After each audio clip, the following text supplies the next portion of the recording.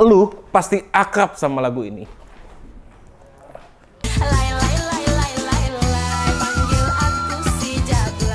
Coba bandingin sama lagu ini.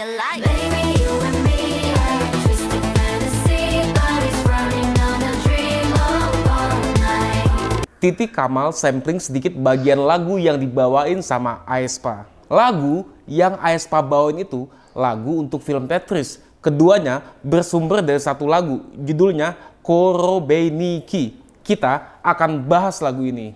Tapi sebelum itu, bagi kamu yang belum subscribe, bisa kali subscribe dulu, nanti gue cium.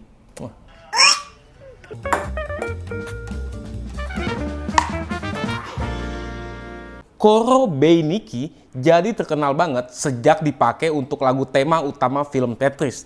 Di Tetris, lagu ini dikasih judul A Type. Tetris dirilis Game Boy Nintendo tahun 89 di Jepang.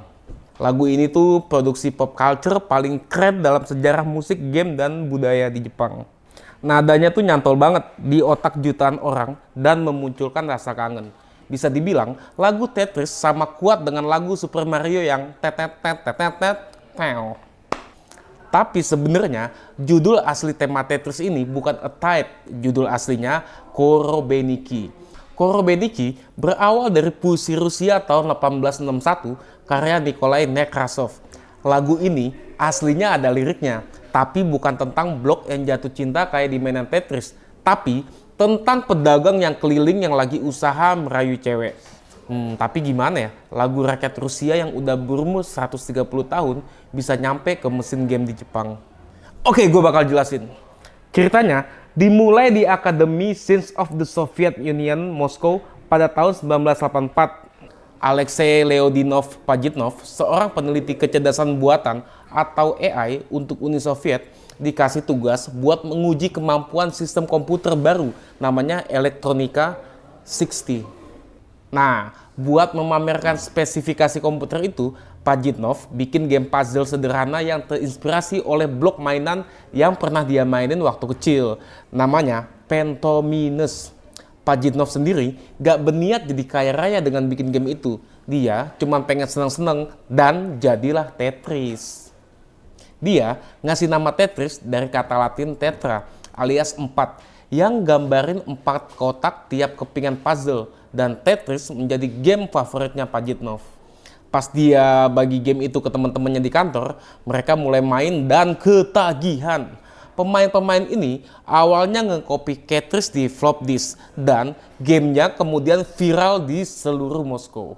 Game ini pertama kali secara resmi dirilis di barat tahun 87 oleh pengembang berbasis di Colorado Spectrum Holobyte. Tetris dirilis di sistem komputer awal seperti Apple II dan MS-DOS. Di versi Apple II dan Macintosh inilah Tetris pertama kali menghadirkan aransemen Korobeniki. Selain Korobeniki, ada juga lagu-lagu Rusia lainnya kayak Beach Tree, Dark Ice, dan Polyuska Polye. Lagu-lagu yang nuansanya kental banget Rusia ini sengaja dibuat buat ngasih kesan imersif buat game yang jatuhnya lo-fi alias seadanya. Karena buat ukuran barat, game Tetris itu sederhana banget. Makanya mereka butuh jualan lain, yaitu lewat jualan budaya Rusia.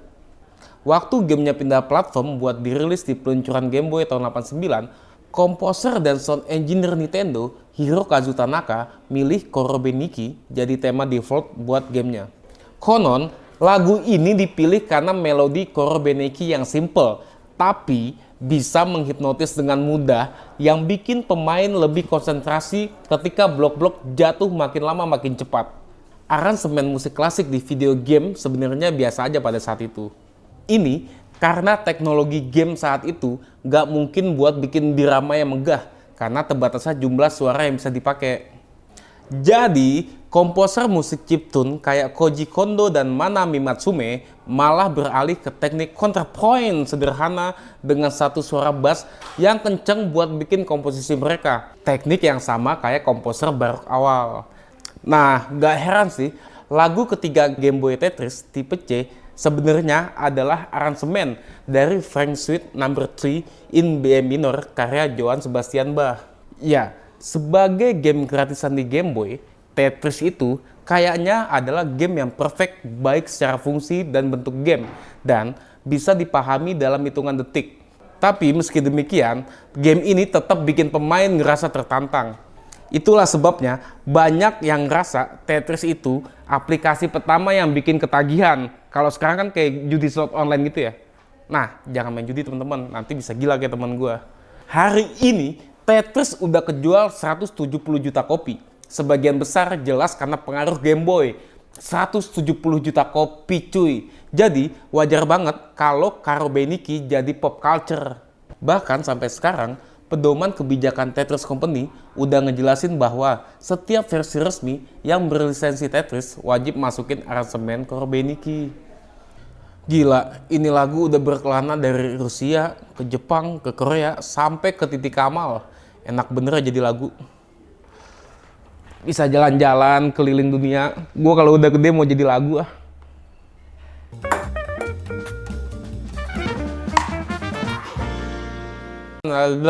Bahwa setiap versi resmi yang